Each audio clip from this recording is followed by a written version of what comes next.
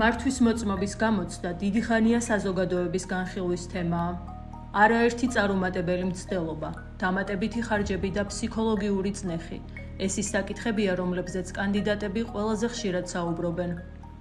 სტრესული არის რამდენიმე მიზეზის გამო, იყო საკმაოდ დიდი აღშფოთება და სამართლიანი აღშფოთება საზოგადოებაში და სახელმწიფომ თითქოს გარკვეული ნაბიჯები გადადგა იმისთვის, რომ საქალაქო გამოცდა, ქალაქის გამოცდა უფრო გამარტივებული იყო. თუმცა ეს გადადგმული ნაბიჯები ერთგვარად თითქოს ფასადური არის და პირიქით უფრო გაართულა გამოცდის ჩაბარება. ეხლა რაში არის მთავარი პრობლემა ჩვენი აზრით?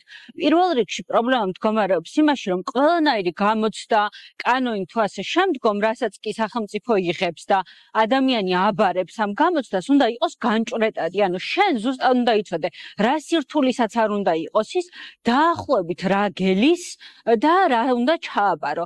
დღესდღეობით პრობლემა არის, რომ საქალაქო გამოცდა არ არის ადამიანებისთვის განჭვრეტადი. ისინი ვერ ხვდებიან, რაში უშვებენ შეცდომებს, იმიტომ რომ დამოკიდებულნი არიან კონკრეტული გამომცდელების კეთილსინდისიერებაზე. ანუ შეიძლება გამომცდელმა ერთ ადამიანს ერთი შეცდომა ჩაუთვალოს მსუბუქ შეცდომად და მეორე შემთხვევაში სხვა გამომცდელმა საერთოდ არ ჩათვალოს ის შეცდომა მსუბუქ შეცდომად, ხო?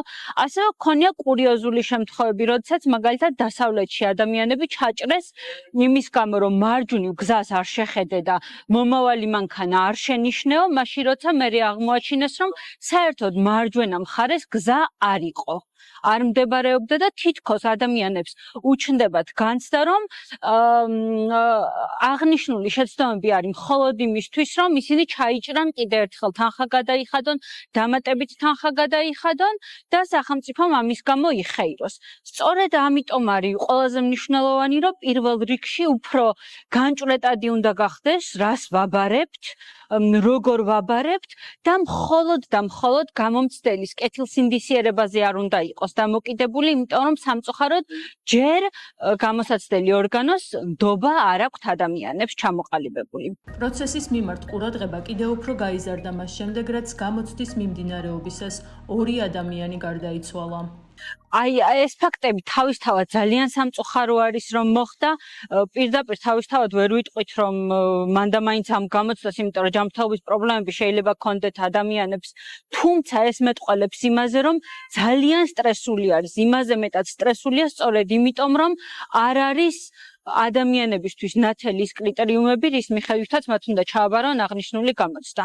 თავისთავად არაერთი ადამიანისთვის დღეს მართვის მოწმობა სიცოცხლესავით მნიშვნელოვანია, იმიტომ რომ სხვადასხვა სამსახურში უკვე აქტიურად ითხოვენ იმისთვის, რომ ადამიანებს ჰქონდეთ მართვის მოწმობა. თავისთავად ადამიანებმა კარგად უნდა იცოდნენ მართვა, იმისთვის რომ ქალაქში მართონ ავტომობილი, თუმცა კიდევ ერთხელ გავმეორდები და ვიტყვი, რომ ნათელი უნდა იყოს კრიტერიუმები თუ რას ვაბარებ. მნიშვნელობა არ აქვს, ეს იქნება მარტივი თუ ძალიან რთული გამოცდა, მაგრამ ნათელი უნდა იყოს იმ სირთულის შემთხვევაშიც, რომ აი ამ კონკრეტულ რაღაცაში მე ჩავიჭრები, ამას თუ არ გავაკეთებ და პირიქით რაღაც სხვა რაღაცებს გავაკეთებ, სხვა რაღაცებზე გავაკეთებ, ყურადღება სხვა კრიტერიუმებზე გავამახვილებ, ამ შემთხვევაში პირიქით წარმატებით ჩავაბარებ და დღეს ეს კრიტერიუმები ნათელი არ არის. ყველაზე მნიშვნელოვანი საბოლოო ჯამში მთავარი მიზანი არის ის, რომ ადამიანებმა იცოდნენ კარგად მართვა, რომლებიც როდესაც აიღებენ მართვის მოწმობას, მათ შეძლონ, რომ ქალაქში თუ ქალაქგარეთ, უგზოობაში თუ სხვა ადგილში მართონ ავტომობილი ძალიან კარგად, ხო? იმიტომ რომ თითოეული ჩვენგანის უსაფრთხოება იყოს დაცული. ეს არის ყველაზე მნიშვნელოვანი კრიტერიუმი, თუმცა ფაქტია, რომ იმ სახით, რა სახითაც დღეს არსებობს ეს გამოცდა, ის ვერ აკმაყოფილებს მინიმალურ მოთხოვნებსაც კი და იმავდროულად ძალიან მნიშვნელოვანი არის, რომ უფრო მეტად დაიხვეწოს, გადასხვაფერდეს, ხელისუფლებამ გაითვალისწინოს ის წუხილები, რომლებიც აქვთ ადამიანებს და რეალურად მოусმინოს იმ წუხილებს, რომლებიც აქვთ იმ ადამიანებს, რომლებიც უკვე მე-10 და მე-20 გავიდნენ აღნიშნულ გამოცდაზე და უკვე ვერ აბარებენ სტრესის გამო თუნდაც. ფინანსური საკითხიც რა თქმა უნდა მნიშვნელოვანი არის ამ თვალსაზრისით.